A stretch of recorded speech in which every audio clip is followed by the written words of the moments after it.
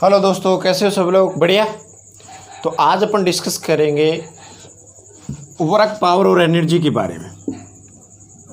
कल आप लोगों ने कहाँ तक कर लिए थे, याद है कि आप लोगों को? फ्रिक्शन में मैंने आपको मोटा मोटा सारा कंप्लीट करा दिया था, ठीक है। बाकी आप लोग जितनी प्रैक्टिस करोगे उतना अच्छा हो जाएगा। तो उसके पीछे वाले के क्वेश्चन कंप्लीट कर लेना। और आगे अपन है वर्क पावर एनर्जी में। आज अपन नया टॉपिक है, बिल्कुल फर्स्ट क्लास बढ़िया टॉपिक है। तो वर्क के बारे में चर्चा कर लें आज। अकेले इसकी चर्चा होगी आज की क्लास में। तो वर्क पावर एनर्जी में किसकी चर्चा करें अपन? आज वर्क की चर्चा कर रहे हैं। तो आप लोग ये बताओ भाई, वर्क क्या होता है? थोड़ा दिमाग में है आप लोगों को क्या वर्क होता है? वर्क का मीनिंग क्या होता है? क्या मतलब आप जो डेली एक्टिविटी करते हो, काम दाम करते हो ना आप लोग, वही क्या है? वर्क ही है, ठीक है। अब क्या काम करते हो तो क्या पता, लेकिन वो वास्तव में क्या काम ही है, वर्क है। तो वर्क का यदि अपन W से डिनोट करते हैं इसको, यदि किसी ब्लॉक को आपने F फोर्स लगाकर और उसको S डिस्प्लेस कर दिया, S मीटर डिस्प्लेसमेंट दे दिया, कोई M kg का मास था, उसको आपने S मीटर तक डिस्प्लेस कर दिया, तो उसका यदि वर्क डन आपको पूछे तो F vector dot S vector ऐसे लिखना है। क्या फॉर्मूला होगा? F डॉट S हो जाएगा। ये भी वेक्टर क्वांटिटी, डिस्प्लेसमेंट भी वेक्टर है, दोनों का कौन सा प्रोडक्ट है? डॉट। तो डॉट से स्केलर क्वांटिटी आती है, वेक्टर क्वांटिटी स्केलर क्वांटिटी आती है। देखो डॉट को हटाओगे तो क्या आएगा? F S कोस थीटा आ जाएगा, ठीक है। अब यदि आप लोग इसका यूनिट वगैरह बनाना चाहो तो क्या बनेगा? यूनिट क्या बनेगी इसकी? यूनिट बन जाएगी न्यूटन इंटू, वैसे तो मीटर है, सेकेंड नहीं है, ठीक है ना, डिस्प्लेसमेंट है। और वैसे आप लोग क्या बोलोगे? बार बार क्या लिखा है? जूल काम में लेना है अपने को, ठीक है। डायमेंशन की चर्चा करें तो डायमेंशन क्या बनेगी? न्यूटन की क्या होती है भाई? याद रखो, आप लोगों को बताया था ना, न्यूटन की डायमेंशन याद रखो, बार काम आएगी। ML/T-2 और मीटर की क्या आ गई? L आ गई। तो यहाँ से देखो ML कितना हो गया? L2 हो गया ना, T-2 ये डायमेंशन हो गई। तो वर्क की भी आप लोग परमानेंट डायमेंशन याद रखो, ML/T-2 ML/T-2। अपने को न्यूटन इंटू मीटर नहीं बोला, क्या बोला? जूल ही बोला, ठीक है। कैसी क्वांटिटी है? स्केलर क्वांटिटी है, ठीक है, याद रह जाएगा। चलिए, ये अपने पास बेसिक सा फॉर्मूला आ गया, लेकिन ये कब अप्लाई करना है? जब आपको क्वेश्चन में ये पता चले कि भाई फोर्स जो है वो कांस्टेंट है। कोई भी पार्टिकल है, कोई भी बॉडी है, कोई भी ऑब्जेक्ट है, उस पर applied force if applied force will be constant then work done will be F/S cos theta. याद रह जाएगा क्या? यदि फोर्स क्या है? कांस्टेंट है, तो अपने को क्या लगाना है? F/S cos थीटा लगाना है। अब कांस्टेंट वाले की भी मैं चर्चा कर लेता हूँ, वेरिएबल वो और बता देते हैं आपको, याद रह जाएगा। पहले थोड़ा सा देखो आप इस पे। और यदि कोस थीटा की बात करें तो कोस थीटा कहाँ से कहाँ तक वेरी करता है? -1 से लेके +1 तक वेरी करता है। कहाँ से कहाँ तक वेरी करता है? -1 से लेके +1 तक वेरी करता है। तो कोस थीटा यदि -1 से +1 तक वेरी करेगा तो यहाँ पर -1 रखेगा तो क्या बचेगा? माइनस का Fs W आ गया, और +1 रखा तो कहाँ तक हो गया? Fs तक। यानी कोस थीटा के हिसाब से W चल रहा है, और थीटा क्या है? F और S के बीच में एंगल, फोर्स और डिस्प्लेसमेंट के बीच में एंगल कितना है, उस पर अपना नेट फोर्स से काम करेगा, ठीक है। चलिए, पहले आप लोग इतनी बातें नोट करो, इस पर छोटी मोटी बहुत सारी चर्चाएं हैं वो अपन करेंगे। पहले आप लोग इतनी बात जल्दी से नोट कर दो। कोस का वैल्यू नोट कर लो, W का वैल्यू नोट कर लो, कहाँ से कहाँ तक वेरी करेगा, ठीक है। यूनिट लिख लेना, डायमेंशन लिख लेना, स्केलर क्वांटिटी है, तीन बात तो ये। यूनिट लिखोगे, यूनिट क्या काम मिलेंगे? अपन जूल ही काम मिलेंगे, ठीक है। न्यूटन मीटर तो बनेगा तो यही, लेकिन अपने को न्यूटन मीटर किसके लिए काम मिलेंगे? टॉर्क के लिए काम मिलेंगे, आगे आएगा टॉर्क, उस पर चर्चा करेंगे। ये स्केलर क्वांटिटी है तो इसको जूल भी लिखेंगे, ठीक है। ML/T-2 ये अपने को डायमेंशन याद रखनी है परमानेंटली। बार जहाँ भी W, बहुत जगह W आएगा, वर्क पावर एनर्जी सब जगह W चलेगा। आगे 12th के अंदर पूरा W चलेगा। तो आप लोगों को ध्यान रखना है वर्क का जो डायमेंशन है वो MLT-2 होगा। कहाँ से कहाँ तक वेरी करेगा वो भी चर्चा करेंगे अपन। नोट कर लिया, यूनिट लिख लो, डायमेंशन लिख लो, स्केलर बेसिक फॉर्मूला लिख लो। और आप लोग एक छोटी सी लाइन क्या लिख देना, ऊपरी ऊपरी ये लिख लेना, if force will be constant then work done. Force will be constant या applied force will be constant, applied force will be constant then work done, FS cos theta आ जाएगा। ठीक है, चलिए अब कांस्टेंट क्या होता है बेटाओ।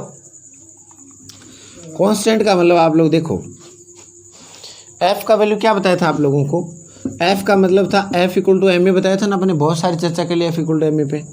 अब देखो m तो वैसे ही कांस्टेंट है, जैसे अपन जो भी नॉर्मल ऑब्जेक्ट ले रहे हैं डेली एक्टिविटी में वो सारे के सारे जिनका मास तो कांस्टेंट रहता है। किस पे डिपेंड करेगा, a पे डिपेंड करेगा ना। a यदि कांस्टेंट है, a कांस्टेंट क्या बताया था आपको, कांस्टेंट का मतलब a का वैल्यू 2 मीटर/सेकंड स्क्वायर ही होना चाहिए। कितना होना चाहिए, a का वैल्यू 2 मीटर/सेकंड स्क्वायर ही होना चाहिए, ऐसे नहीं कम हो गया ज़्यादा हो गया। क्यों, ऐसे मान लो ये हो जाए कि a = 2t मीटर/सेकंड स्क्वायर, ऐसी स्थिति हो तो ये टाइम के साथ वेरी कर रहा है, टाइम के साथ क्या कर रहा है, चेंज हो रहा है, चेंज हो रहा है। इसका मतलब ये कांस्टेंट नहीं है, फिक्स नहीं है। जैसे आपने टाइम चेंज किया वैसे ये एक चेंज हो गया, ए चेंज हो गया, इसका मतलब एफ भी चेंज हो गया। तो कहने का मतलब यदि ए कांस्टेंट है तब तो एफ भी कांस्टेंट आएगा। जैसे एफ का वैल्यू एक तो दे दिया आपको 4 न्यूटन और एक दे दिया आपको एफ का वैल्यू 4t न्यूटन, या एफ का वैल्यू आपको ऐसे लिख दिया 4x न्यूटन। तो कौन सा कांस्टेंट है, 4 न्यूटन वाला। बात समझ आ गई।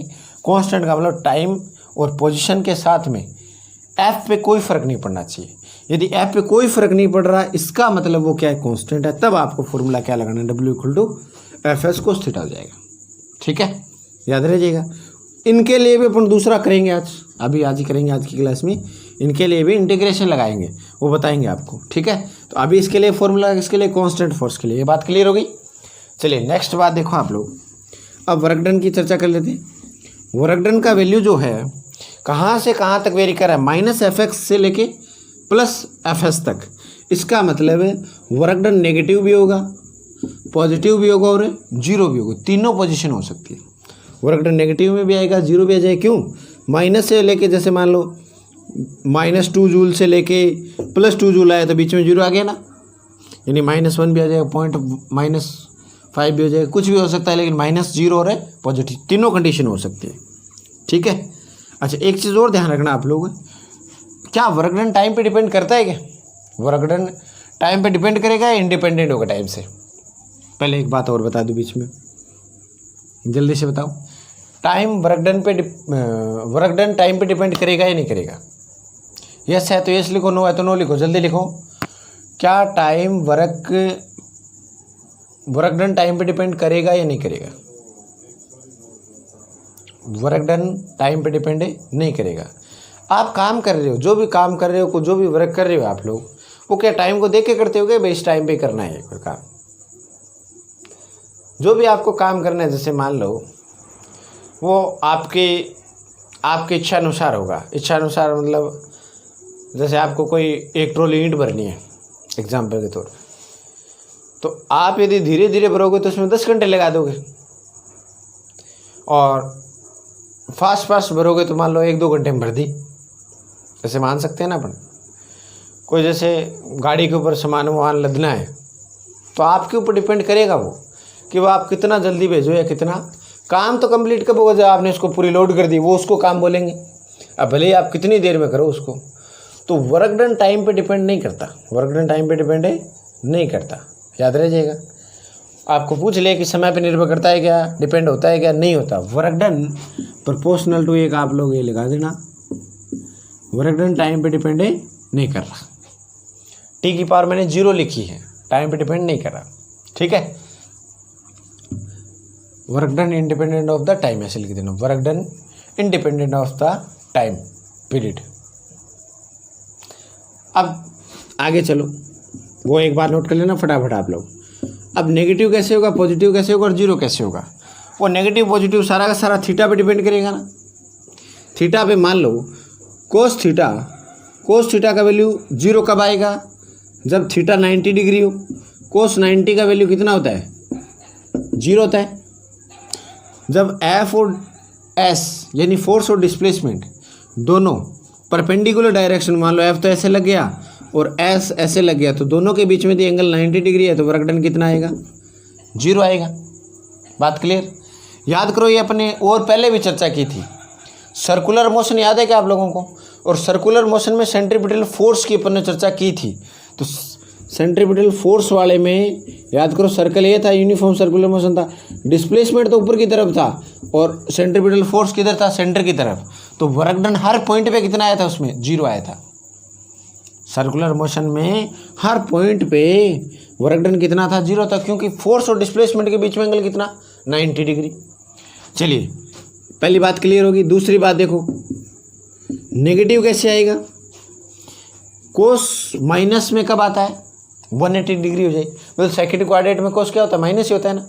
π/2 90 से जैसे ज़्यादा हो जाएगा, π/2 से जैसे ज़्यादा हो जाएगा ना, तो क्या होगा? वो नेगेटिव होगा।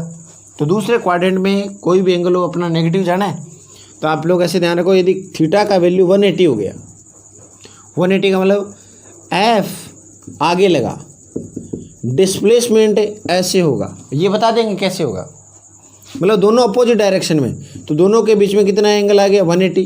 और कोस 180 कितना होता है? -1। तो जो वर्क डन आएगा वो क्या आ जाएगा अपने पास? नेगेटिव। ठीक है, ये बता दिया जाएगा कैसे होगा। तीसरी चीज देखो आप लोग, पॉजिटिव तो जैसे एफ इधर लग गया और डिस्प्लेसमेंट भी इधर ही है, दोनों के बीच में एंगल कितना आ जाए? 0 डिग्री। कोस 0 का वैल्यू कितना होता है? 1। और कोस 0 का वैल्यू 1 होता है, तो वर्क डन क्या आएगा? पॉजिटिव आएगा। बात समझ आ गई? तीनों कंडीशन फटाफट नोट कर लो। Work done will be negative, positive and 0। Negative कब होगा? 0 कब होगा? पहले तो 0 वर्ड लिख लो। Theta equal to 90 degree, F और एस परपेंडिकुलर। सर्कुलर पाथ वाला एग्जाम्पल याद कर लो एक बार। सर्कुलर पाथ में वर्क डन कितना बताया था आपको? सेंट्रीपिटल फोर्स और डिस्प्लेसमेंट के बीच में एंगल है 90 डिग्री था, तो वर्क डन 0 आ जाएगा। एफ और एस ऐसे लग रहा है, 180 डिग्री हो गया, तो वर्क डन क्या आ जाएगा? नेगेटिव हो जाएगा। और एफ और एस सेम डायरेक्शन में हो, तो थीटा कितना आ गया? 0। तो कोस 0 1 हो गया, तो वर्क डन क्या आ गया? पॉजिटिव आ गया। नोट कर लिया?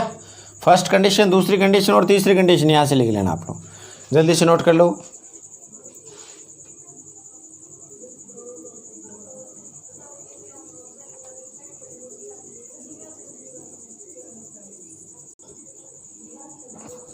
नोट कर लिया? फर्स्ट, सेकंड और थर्ड कंडीशन, तीनों कंडीशन आप लोग नोट कर लो, याद रह जाएगा क्या?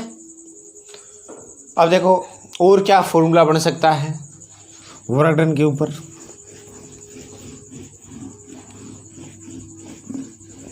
देखो आप लोगों ने क्या लिखा था? W equal to f s cos theta लिखा ना। अब यहाँ पे यदि मान लो कोई भी ऑब्जेक्ट है, उसका मास m है, फोर्स ऐसे काम कर रहा है थीटा एंगल पे, और पार्टिकल ऐसे डिस्प्लेस हो रहा है,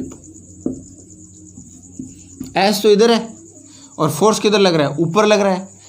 तो ये जो डिस्प्लेसमेंट वाला कंपोनेंट, क्या आप लोग देखो, एफ का ये वाला कंपोनेंट क्या होगा? एफ कोस थीटा होगा ना।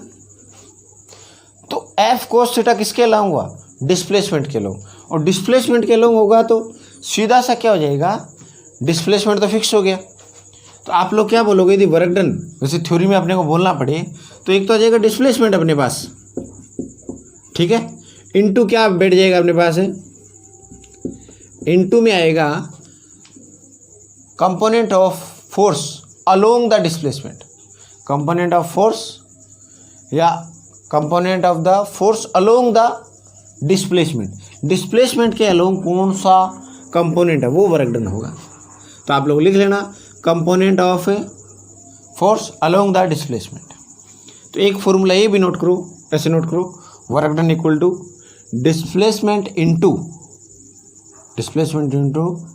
Component of the force along the displacement. Theory में आपको क्वेश्चन पूछ ले तो आपको ऐसे आंसर देना है। तो अभी तक ये अपनी बेसिक बातें कंप्लीट हुई है, ठीक है। अब कुछ आपको मैं एक बॉडी बनाता हूँ, उसके ऊपर चर्चा। ये लिख लिया कि work done equal to displacement into component of the force along the displacement. ठीक है, ये थ्योरेटिकल हो जाएगा। आगे अपन देखो, जो भी नेगेटिव पॉजिटिव की चर्चा की ना अपन, उस पर चर्चा करते हैं। मान लो कोई एम मास है, तो देखो एम जी हमेशा ही अपने को पता है नीचे की डायरेक्शन में लगेगा ही लगेगा नहीं लगेगा और नॉर्मल सरफेस से परपेंडिकुलर लग जाएगा। मान लो इस पर फोर्स अप्लाइड एफ आगे किया, अपने एक्सटर्नल फोर्स एफ लगाया, तो ये डिस्प्लेस होके एस डिस्प्लेस हो गया, एस मीटर डिस्प्लेस होके यहाँ पहुँच गए। और इस पर फ्रिक्शन भी है, फ्रिक्शन लेस नहीं है, इस बार फ्रिक्शन भी है। तो फ्रिक्शन क्या लगा, म्यू लगा, तो फ्रिक्शन लग गया। तो फ्रिक्शन किस डायरेक्शन में, आगे टेंडेंसी जा रहा है, रिलेटिव मोशन आगे है, तो सरफेस किधर लगा देगा, पीछे की साइड में। आपको इस बॉडी के ऊपर 4 फोर्स दिख रहे हैं क्लियर से। एक तो क्या हो गया अपने पास एम जी, जिसकी डायरेक्शन क्या है, नीचे है ना। दूसरा क्या हो गया एन, नॉर्मल ऊपर की साइड में, एक्सटर्नल फोर्स आगे, फ्रिक्शन फोर्स पीछे, और डिस्प्लेसमेंट भी किधर है, आगे की डायरेक्शन में।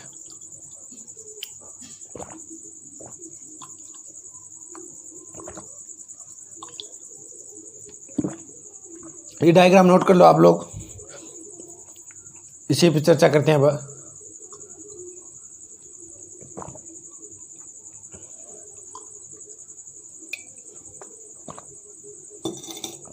नोट कर लिया, फ्रिक्शन इन सब की डायरेक्शन लगा लो। थोड़ी सिंग डाल लेता हूं मैं। अब आप लोग ध्यान दो, वर्क डन जो भी आपको क्वेश्चन में पूछेगा ना, वो फोर्स का नाम दे के पूछेगा। आपको ऐसे कहेगा find out the value of work done by the external force. क्या कहेगा आपको, find out the value of work done by the external force, find out the work done, value का नाम दे देगा। और किसके अलोंग, फ्रिक्शन फोर्स पूछ लेगा, नॉर्मल फोर्स पूछ लेगा, ग्रेविटी फोर्स पूछ लेगा आपको। तो आपको वर्क डन आप अलग अलग फोर्स के लिए अलग अलग निकाल सकते हो, कोई दिक्कत नहीं है। जो भी आपको क्वेश्चन में पूछे उसके अकॉर्डिंग आप आराम से क्वेश्चन कर सकते हो। जैसे मान लो अब जैसे आपका वर्क डन पहला पूछ ले किसके अलोंग, एम जी के अलोंग। डिस्प्लेसमेंट किधर है, एस इधर है, एम जी किधर है, नीचे के डायरेक्शन में। दोनों के बीच एंगल कितना है, 90 डिग्री है। बात समझ आ गई। तो वो फोर्स बताएगा, इस फोर्स से वर्क डन पॉजिटिव मिलेगा कि नेगेटिव मिलेगा। अब आप लोग देखते ही समझ गए होंगे कि क्या आएगा इसका आंसर, वर्क डन निकाले। यदि work done by the m g यानी ग्रेविटेशनल फोर्स से आप डब्ल्यू का वैल्यू निकालो, तो क्या है, एम जी तो नीचे लग रहा है फोर्स, तो डिस्प्लेसमेंट ये ऐसा आ गया, और कोस कितना आ जाएगा, 90 डिग्री आ गया ना दोनों के बीच में। एम जी नीचे एस इधर, तो दोनों के बीच में एंगल कितना हो, 90, और कोस यदि 90 है, क्या है 90, तो वर्क डन कितना आएगा, 0 आ जाएगा। पहली condition, work done by the gravitational force कितना आ गया, 0 आ गया। बात समझ आ गई। तो ऐसे 0 बनता है। दूसरी कंडीशन यदि अपन चर्चा करें, work done by the normal force, normal force किधर है, ऊपर है। इस कंडीशन में तो ऊपर ही है भाई, ये डिस्प्लेसमेंट है, दोनों के बीच एंगल कितना है, 90 डिग्री। तो यदि नॉर्मल फोर्स का बोलो, फटाफट बोलो कितना आंसर आएगा। एन लिख दिया मैंने, एस लिख दिया, कोस कितना कर दूं, 90, कोस 90 कितना हो जाएगा, 0। बात क्लियर, समझ आई। यदि थर्ड कंडीशन की चर्चा करें अपन, अप्लाइड फोर्स पूछ लेता हूं, work done by the applied force. तो एफ अप्लाइड उधर ही फोर्स है और उधर ही डिस्प्लेसमेंट है, दोनों के बीच में एंगल कितना, 0। तो आप लोग क्या लिखोगे, work done by the F s कोस कितना आया, 0 डिग्री, कोस 0, तो एफ डब्ल्यू एफ, ये कोस 0 कितना, 1 हो गया, एफ एस, यानी यहां से आपको क्या मिला, पॉजिटिव। अब friction force, work done by the friction force, ये 3 नंबर कंडीशन आ गई ना। यदि 4 नंबर कंडीशन की अपन चर्चा करें, क्या, फ्रिक्शन। फ्रिक्शन किधर लग रहा है, पीछे, डिस्प्लेसमेंट किधर हो रहा है, आगे, तो दोनों के बीच में एंगल कितना है, 180। तो work done by the friction force, displacement आगे, फोर्स की डायरेक्शन पीछे, कितना डिग्री हो गया, 180। तो कितना आ जाएगा, माइनस का एफ एस। वर्क डन क्या आया, फ्रिक्शन फोर्स से नेगेटिव। तो जिस भी फोर्स की चर्चा करें उससे रिलेटेड आप वर्क डन निकाल सकते हो। तो वो आप कंडीशन देख लोगे कि कौन से फोर्स के अलोंग वैल्यू का वर्क डन 0 आएगा, कौन सी के अलोंग पॉजिटिव आएगा, कौन सी के अलोंग नेगेटिव आएगा।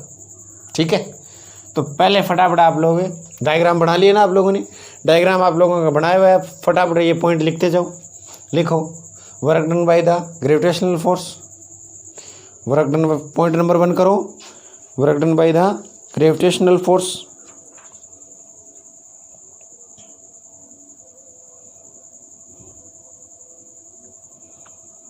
जीरो कर दो फटाफट।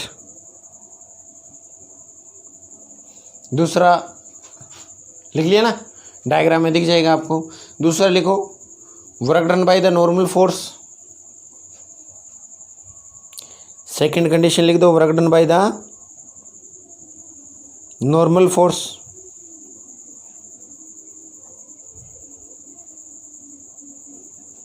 लिख दिया, कितना आ जाएगा, 0 आ जाएगा।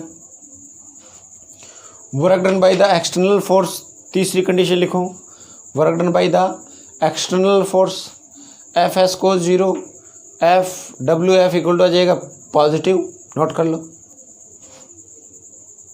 कंडीशन नंबर 4 लिखो, work done by the friction force, work done by the friction force,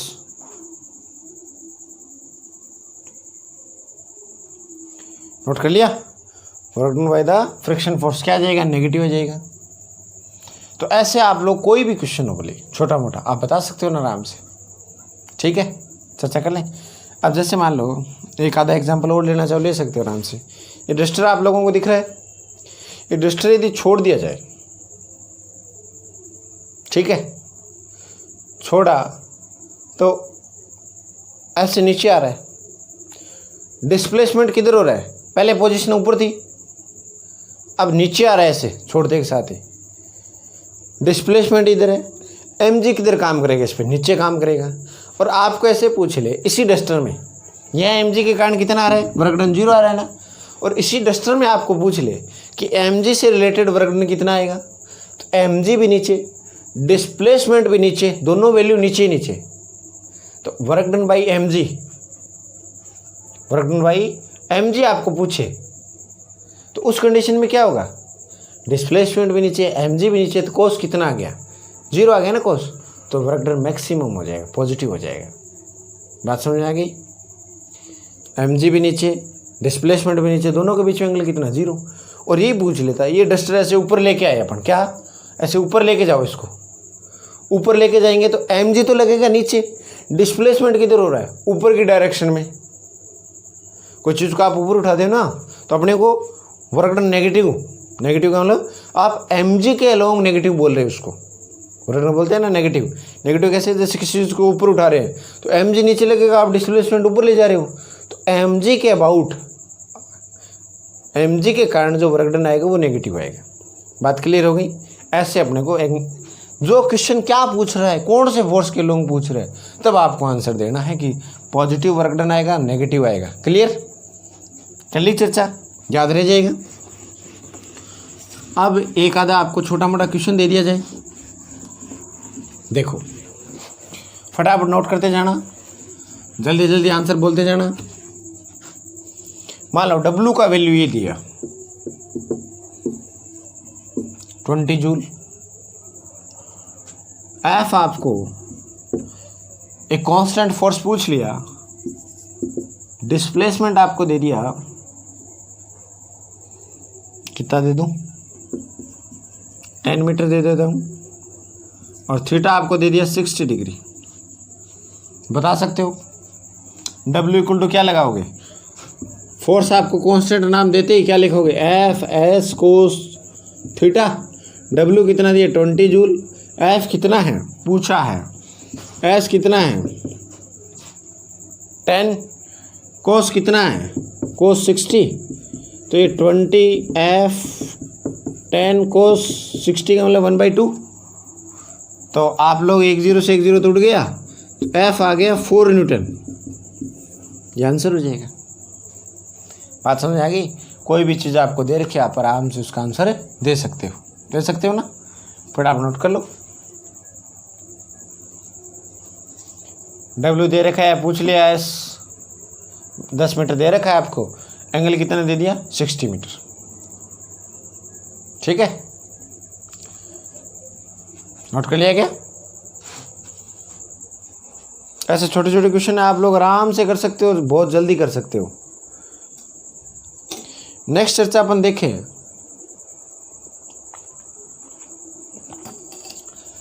next में मिटाओ इसको।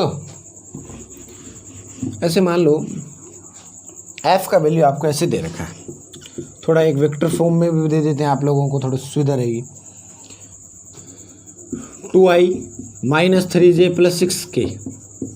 ठीक है, 2 kg का कोई बॉडी है। अब f आपको ये दिया है और इस f से एक 2 kg पार्टिकल को 2 - 1 और 3 से डिस्प्लेस कर दिया 3 to 1।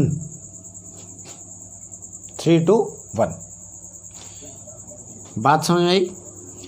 f आपको दे दिया, कोई पार्टिकल 2 kg का था, उसको पोजीशन डिस्प्लेस कहाँ से किए हैं 2 - 1 3 से 3 to 1 तक, यहाँ तक डिस्प्लेस किया। तो वर्क डन का वैल्यू क्या होगा। Find out the value of work done if the particle displacement this position to this position. ठीक है, ये अपने को दे दिया। अब आप लोगों को ये देखते ही पता करना है क्या फोर्स कांस्टेंट है क्या। फोर्स कांस्टेंट है तो अपने वाला फॉर्मूला लग जाएगा क्या, W = क्या होता है F.S, वरना अपन दूसरा लगाएंगे। तो यहाँ पे आप लोग थोड़ा ध्यान दो कि भाई F 2i 3j 6k हर डायरेक्शन के अंदर फोर्स का वैल्यू फिक्स, कोई वेरिएशन नहीं है ना तो x में ना y में ना z में। यदि कोई से में वेरिएशन नहीं है तो फोर्स क्या है कांस्टेंट है।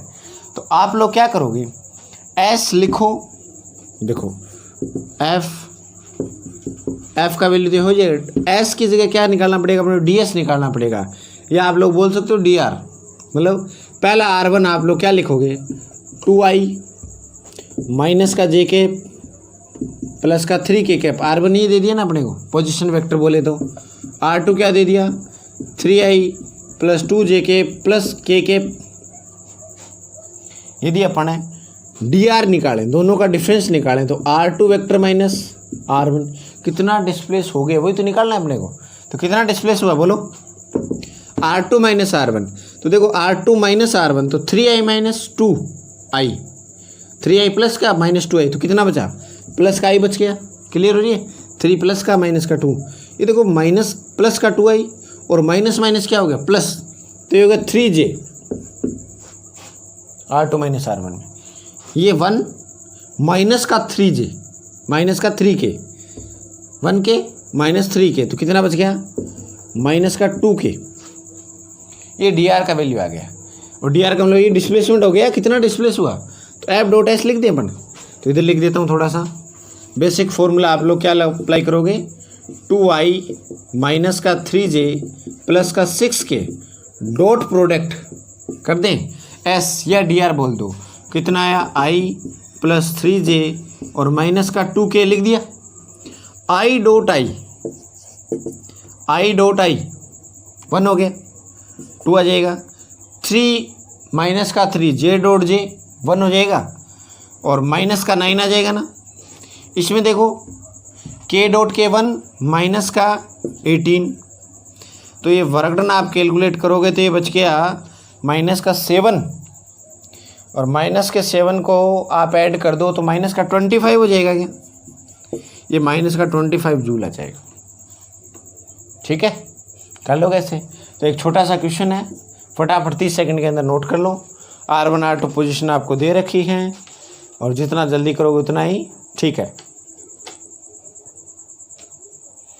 कुल मिला के पोजीशन वेक्टर से आपको dr निकालो। डिस्प्लेसमेंट आपको जैसे मान लो s जितना नहीं दिया हो, आप dr तो आराम से निकाल ही सकते हो। कर लो फटाफट। ऐसे आपको पता करना है कि फोर्स यूनिफॉर्म है, वेरिएबल है तो दूसरा अपन फॉर्मूला लगाएंगे।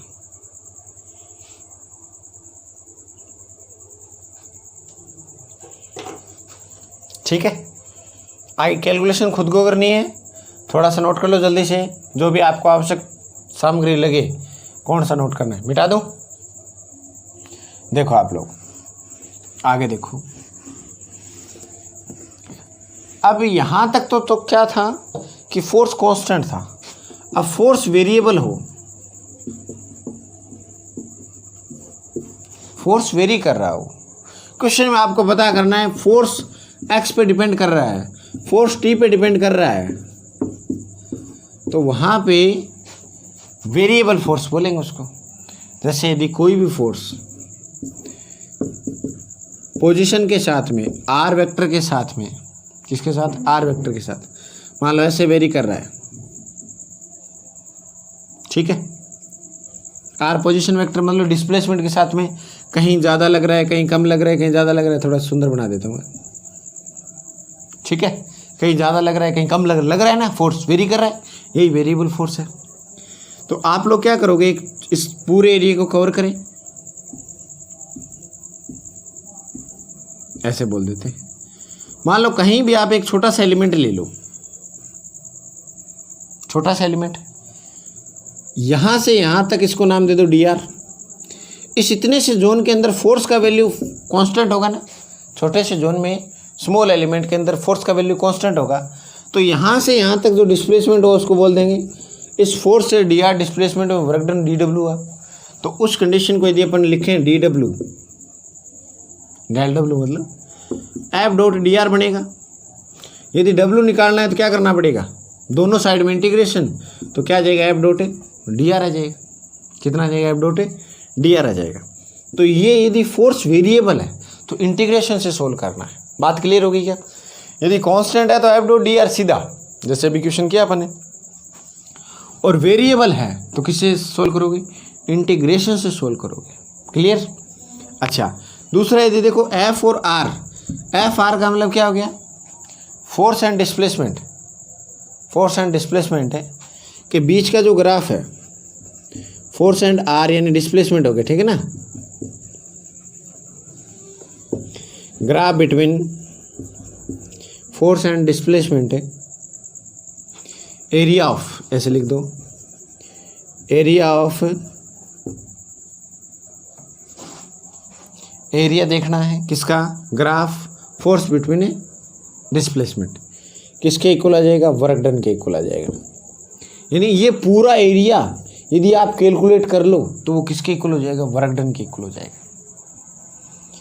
एफ और टी, एफ और एक्स, एफ और एक्स यानी फोर्स और डिस्प्लेसमेंट, फोर्स और आर, आर वेक्टर दे रखा हो, फोर्स और वाई, फोर्स ऑफ जेड, कोई सा भी आपको डिस्प्लेसमेंट दे रखा हो, उन दोनों के बीच में यदि ग्राफ आपने का एरिया निकाल लिया तो वो क्या कहलाता है, वर्क डन कहलाता है।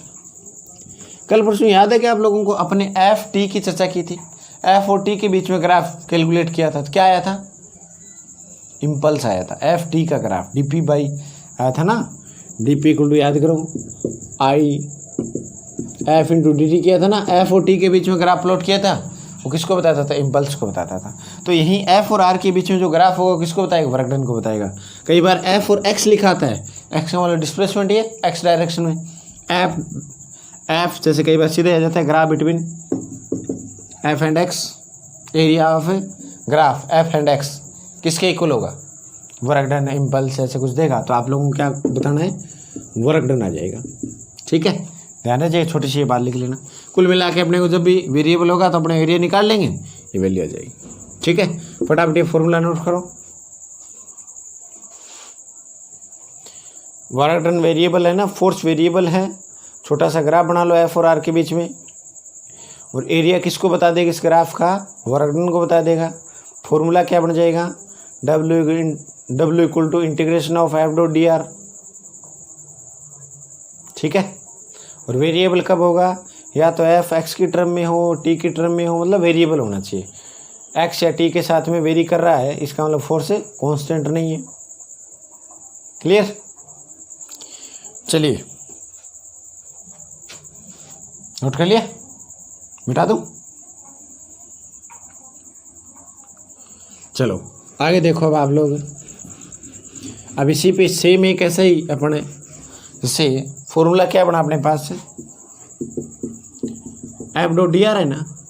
अभी यदि आपको एफ वेक्टर फॉर्म में दे दे, जैसे f x, f y, f Z के क्या पैसे दे दिया, डी आर का मतलब क्या हो गया, R two minus R one, यानी R two minus R one, R vector का मतलब एक्स आई वाई जे और जेड के होता है ना, आर पोजिशन वेक्टर यही तो होता है। तो डी आर का मतलब x two minus x one, d y का मतलब y two minus y one, और डी जेड का मतलब d z z two minus z one, मतलब वेरिएशन कितना डिस्प्लेसमेंट हो वही आ गया।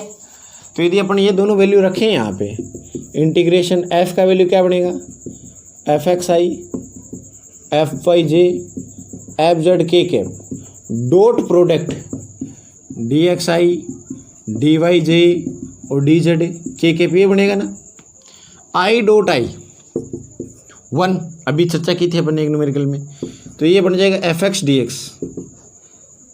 आगे J dot J one F Y D Y, और के डॉट के वन तो एफ जेड डी जेड, सब पे अलग अलग इंटीग्रेशन हो जाएगा। F x D x plus f Y D y integration f z d z, ये वर्क डन का वैल्यू आ जाएगा, ठीक है। कहने का बोला f x D x integration लग जाएगा एफ वाई डी वाई और एफ जेड डी जेड। फटाफट ये फॉर्मूला नोट कर लो जल्दी से, एक न्यूमेरिकल करा देता हूँ इस पर आपको मैं। कहने का मतलब आपको पता चलना चाहिए कि यहाँ पे वेरिएशन दे रखा है, वेरिएशन दे रखा है तो आपको क्वेश्चन कैसे सोल्व करना है, इंटीग्रेशन से ही सोल्व करना है।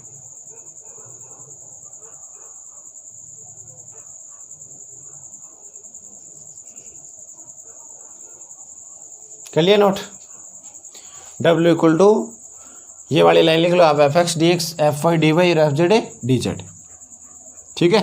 मिटा दूँ, चलिए एक न्यूमेरिकल देखते हैं अपन, छोटा ले लेता हूँ, आप लोगों को समझ आ जाएगा।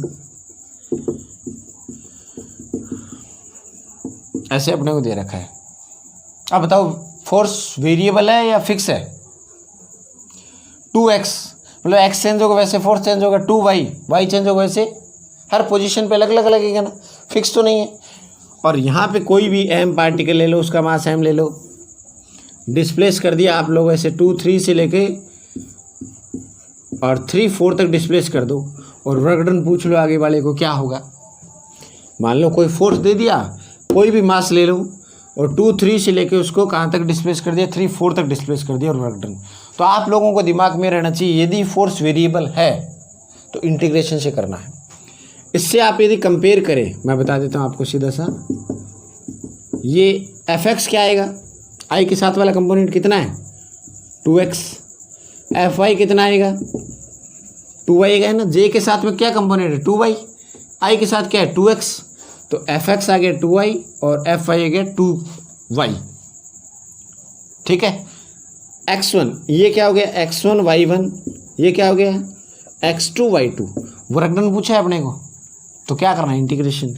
यदि इंटीग्रेशन करें तो अभी क्या लिखा था आप लोगों ने, f x D x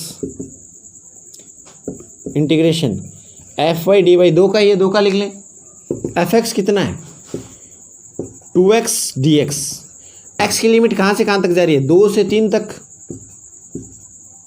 plus f Y कितना है 2y,